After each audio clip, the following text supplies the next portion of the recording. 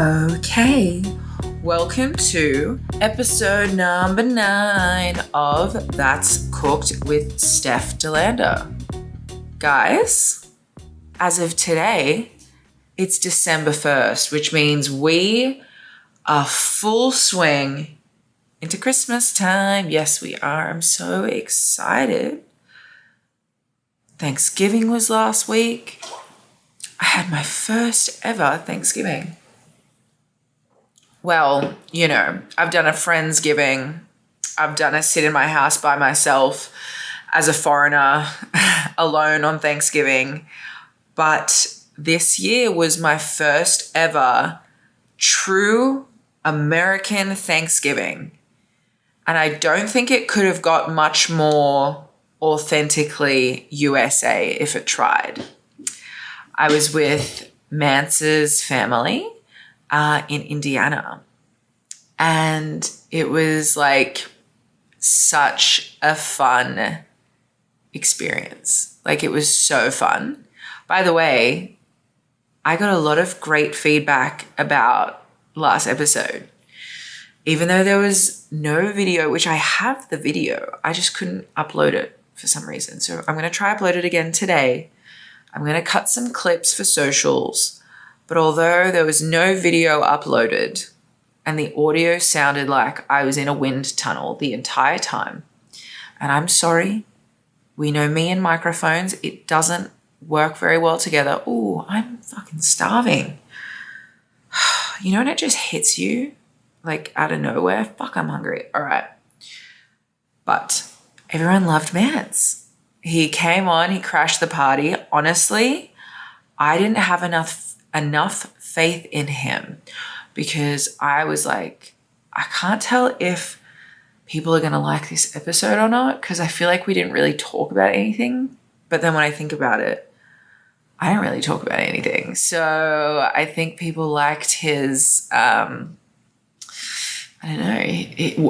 that he contributed. So moving forward, I'm going to try and convince him to be on as many episodes as possible because he's entertaining as hell. It makes the time go quicker for me. And I don't know, I feel like podcasting is easier if you have someone else to bounce off. So he's going to be a regular on That's Cooked moving forward, which is very exciting. But yeah, I had my first American Thanksgiving. We were in Indiana. His parents live in the most beautiful barn house thing. I don't even know what the fuck you call it. Like a wooden farmhouse. The only thing I've only ever seen stuff like that in movies. Like I've never seen a house like that in real life. So what a beautiful house his parents have. Sorry, babe, if I'm like killing the gimmick by telling people that Mance's parents have a beautiful house, but they really do. Got a beautiful little French bulldog named Betty. And we just had such a fun day. And we cooked pumpkin pie. Pumpkin pie was good. First time I'd ever made it. We fucked up making it, of course. I did the ingredients in the wrong order because I don't like to read things. So this is another ADHD trait. I don't like to read things. I skim. We skim. We go, what's the most important part of this? What do I really need to take away from this? And that's all I'm paying attention to. So I'm notorious for if I'm playing video games and you know how it pops up. There's like a little person talking and they're telling you what you need to do. I'm like, I don't have the patience for this shit. So I just like spam A until it gets through all the instructions. And then I'm playing the game and I'm like, how do I jump? And my friends are like, you skipped the whole part that tells you how to play this game. I'm like, yeah, I'll figure it out. And I do that with a lot of things. I try not to do it with cooking. I think I've made that mistake one too many times before. I do it when I'm reading emails. I do it like, oh my God, I do it with everything. I do it reading in general.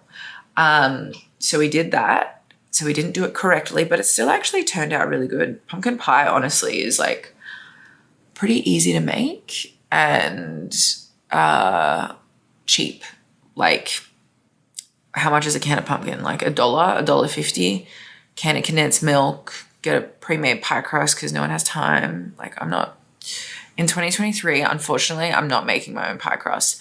Maybe if I wasn't a superstar and I had all the time in the world to fuck around, I would actually love to make a pie crust because I love baking. But for me, time is money, and I don't have time to be baking a pie crust. So I will be buying a store-bought pie crust. And if you have a problem with that, you can get the fuck out of my house because, as I said, we don't have time to be baking pies from scratch if you're a fucking superstar in 2023. You know?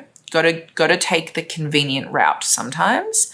And that is a store-bought pie crust. That's on period. No. But yeah, it was really fun. They bought Cheesecake Factory carrot cake. Oh my fucking God. It's the first time I had it. Cheesecake is great. Cheesecake Factory is great.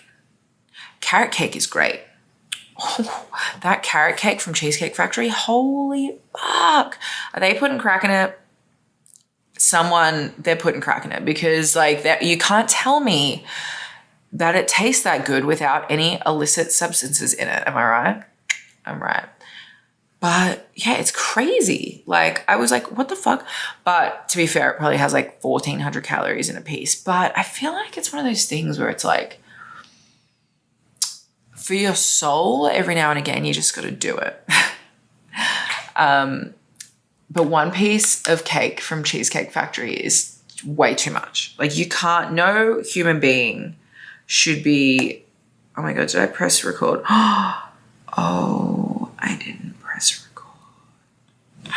We're on episode 9, the number that comes after 8 and before 10. We are on episode 9 of That's Cooked with Steph DeLanda, and I didn't press record on my microphone.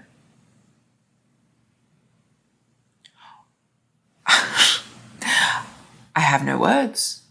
I mean, I'm sorry. This camera picks up audio. We're just going to have to roll with that. I couldn't even find the fluffy thing that goes on the microphone for the camera today. And I was like, where is my camera? And then I realized the fluffy thing. I go, you know what? I've got 4 cats in this household now. I've got 4 cats in this household, and I think one of them stole it.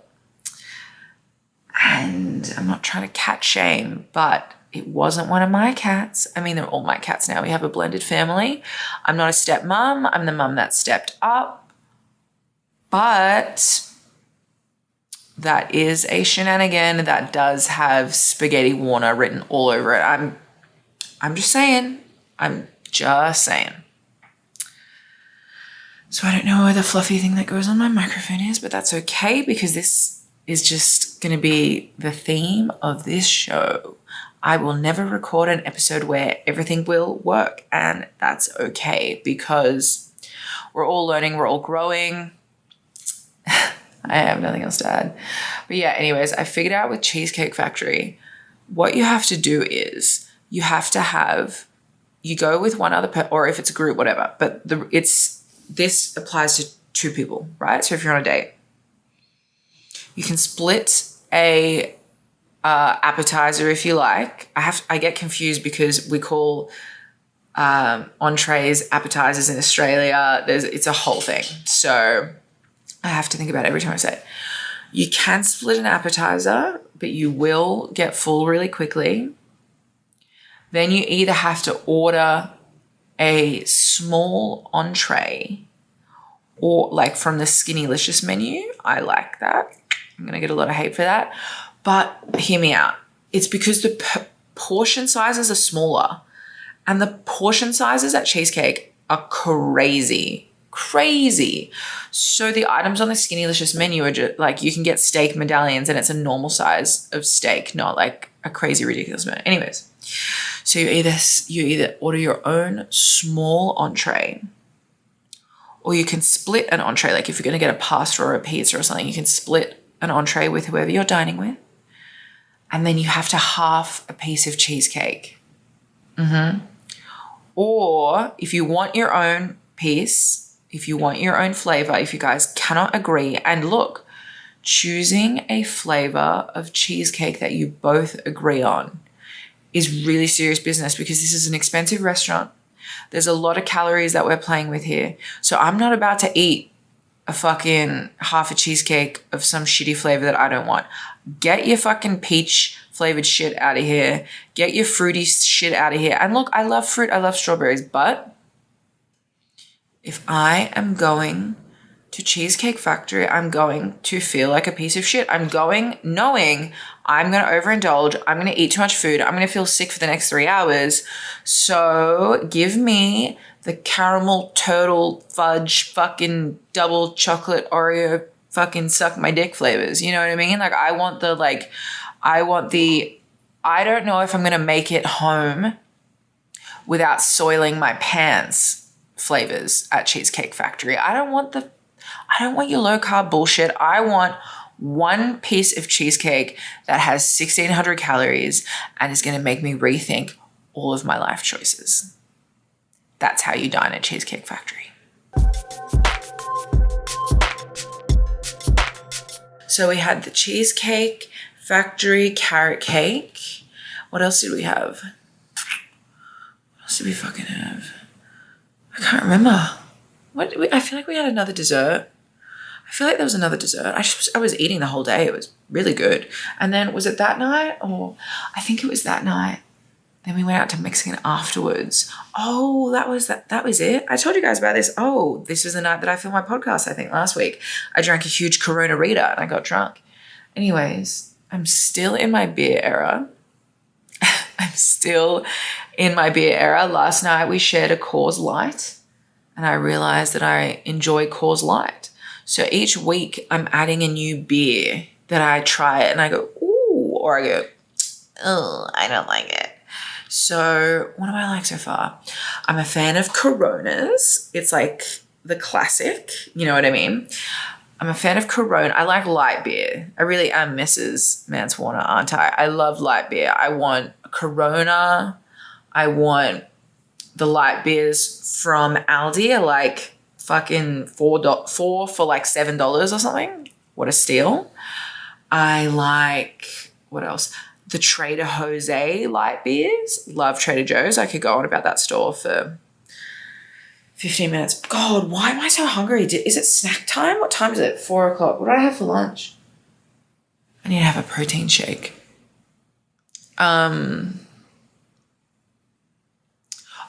Beers. Miller Lite's okay. I love a Blue Moon, but it has to have a slice of orange. If you don't put a slice of orange on it, get it out of here. Don't care for it. Get it out. I think my favorite beer so far is a Kona Big Wave. I think I like it because I just like the idea that I picture, like I visualize that I'm on a surfboard and I've just smoked a bunch of weed and I'm fucking cruising in Hawaii, just like living my absolute best. And it also tastes good. So I think that's why it's my favorite. But yeah, I'm still in my beer era, which is posing a problem because I'm about to start my hot girl, what season is it? Hot girl winter era? I don't know. My shredding era, my bodybuilder era. I need to lose a little bit of weight. The road has fucking killed me, bro. Killed me. Like I've only gained a couple of kilos, but I can just feel like, you know, when you're feeling yourself and when you're not. Like right now I'm like, my jeans could fit a little bit better. My wrestling gear could look a little bit better. Like I've got like a little bit of a double chin that we need to like do something about. So yeah, I need to shred a little bit. I've had my fucking 6 to 9 months of adjusting to life on the road. I can't keep making excuses for that anymore. I need to start knuckling down. It is hard though. Like to get into a regular routine with training and nutrition while you're in 3 different states every week. And also the amount of international travel that I've done is crazy this year. So that messes your schedule up too. And yeah, just the food options on the road. It's gotten better, but like if I had a rental car all the time, it would be a lot easier because you can pick where you're going.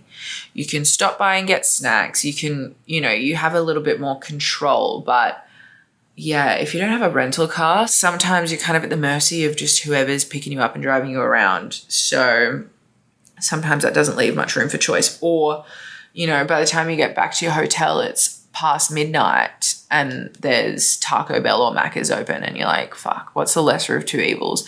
Still try to order like clean and whatever, but it's just not the same as like being able to get into a steady routine and cook your own meals and all that kind of stuff. But anyways, plenty of people manage to do it. So yeah, that's something that I'm trying to focus on at the moment. Just, get a little bit more dialed in with my nutrition, be a bit more organized on the road, bring some more snacks, protein powder, all that kind of stuff.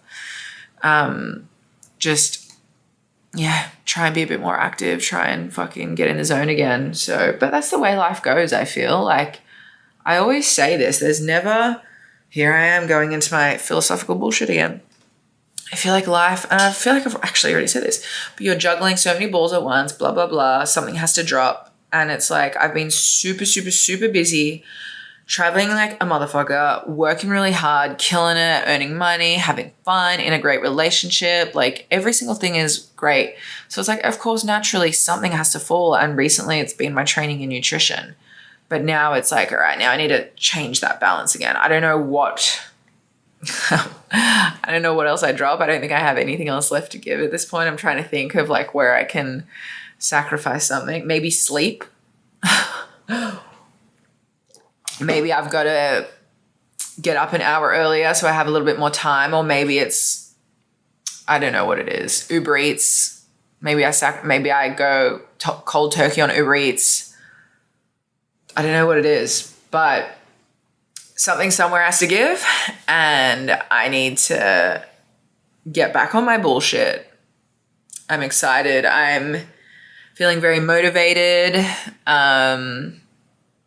It's an exciting time. It's December 1st, which means we've got a month left of this year. And it's a bit early to get reflective. I think I will get reflective. Like, the work's not over yet. You know what I mean? When I've done my final show for the year, which, is New Year's Eve. So even then, I think it'll be before that. I will sit back and I will go, okay, this was a really cool year. I did a lot. And it's easy to feel like you've never done enough or you're never doing enough or you haven't achieved what you want to achieve or blah, blah, blah. But I think at the end of this year, I'm going to make sure I sit in it for a bit and I just go, okay, that was really cool. And not to get complacent because it's like, okay, if we're not going up, we're going down.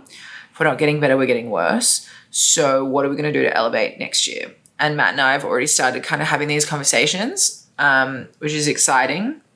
So yeah, if you guys thought 2023 was, a huge year for me, I'm just here to let motherfuckers know I don't plan on slowing down.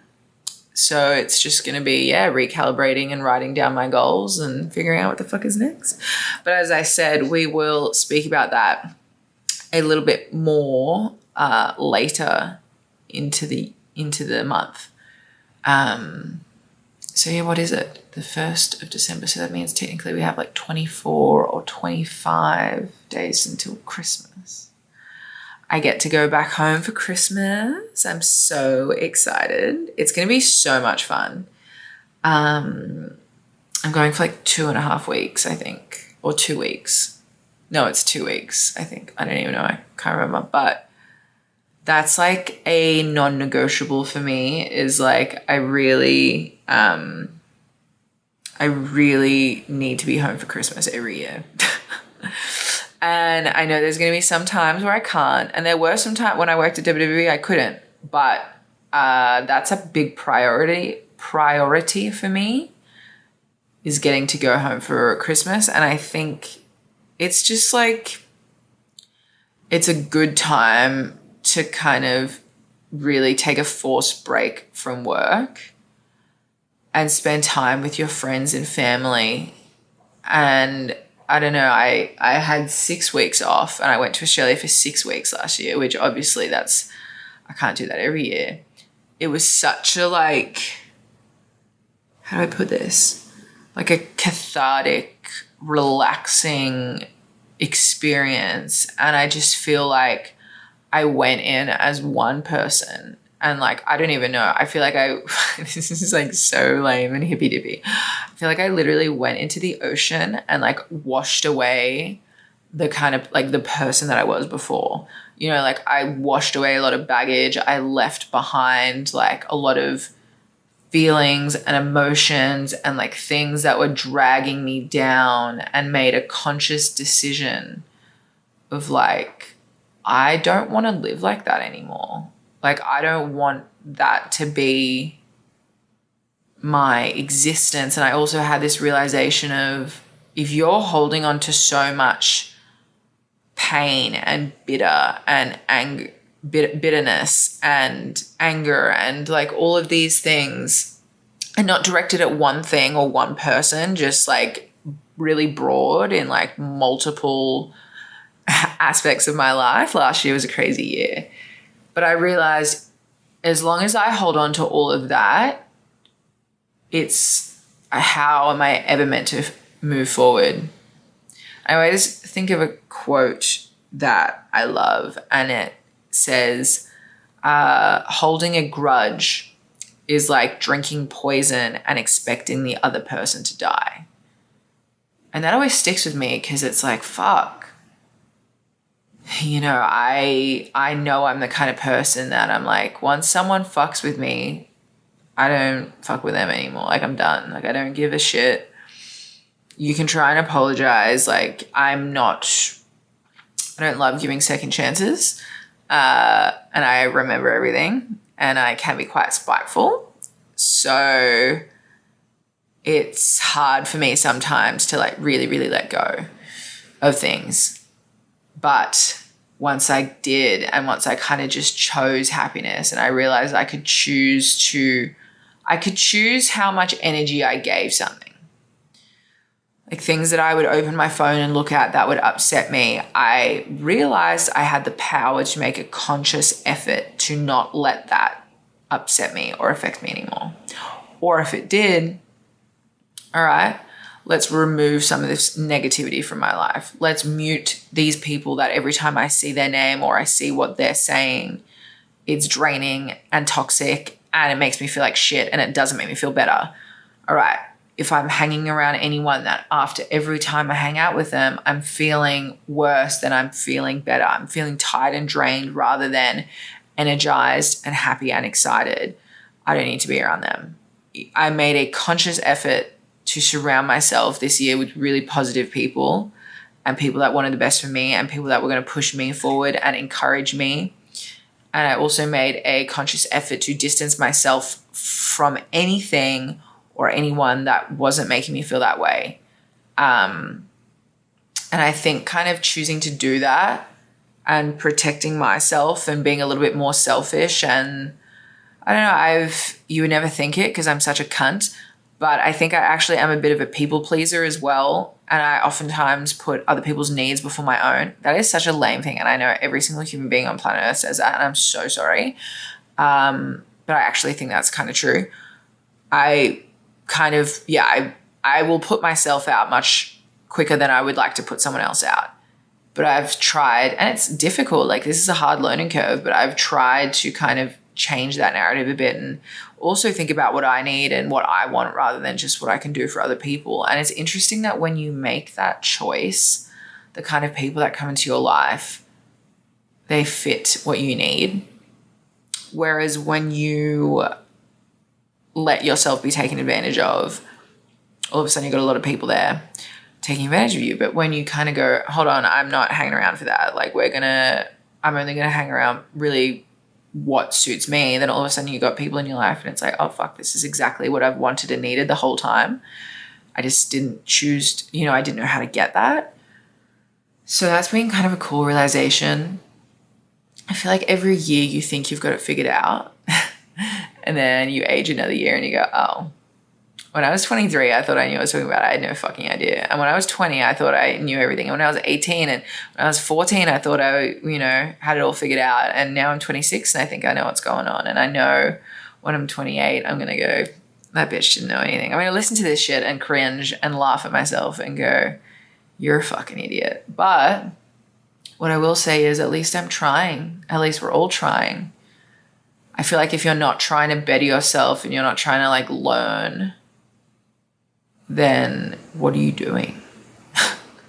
Like if you're not, like if you think you're done and you think you're fixed and you think you're awesome and you think you don't have anything to learn and whatever, it's like, then fucking hang up the boots. And not in wrestling, but in life. There's always things to be learned about everything. I don't even know what I'm talking about. But I don't know, I get to this time in the podcast every week and I start to get really insightful. I think it's because I don't have my own toy company line to plug, so I just ramble about what's ever in my brain and I make you guys listen to it. All right, where are we? December 1, what's coming up? What am I doing this weekend? I am going to GCW on, what day? Saturday and Sunday. Where are we going? Connecticut and New York. Nice. And then next week, I've got MLW in New York, GCW in LA. And then I'm staying in LA for an extra day. It's going to be so much fun. We're going to the Grinch musical. I love the Grinch. You guys have heard all about it. And yeah, Big Man's got a musical stage show. I love musicals these days. Who would have thought it? Hell has frozen over. So we're going to the Grinch musical. I'm so excited. And then it's pretty much like Australia. So this year is like winding down real fucking quick. I feel great about it. I hope you guys feel great about it. I think this is a very exciting time in wrestling. I mean, shit. With old mate CM Punk being back, the landscape of WWE and AEW are constantly changing. Everything going on everywhere else. It's an exciting time to be a wrestler. It's a very exciting time to be a wrestling fan. We're rolling into 2024, having no idea what the fuck is coming. And that's how I like to live my life. And I don't know, I think it's very exciting. Thank you guys for coming on this journey with me. I hope you motherfuckers have a great week. And until next time, that's cooked.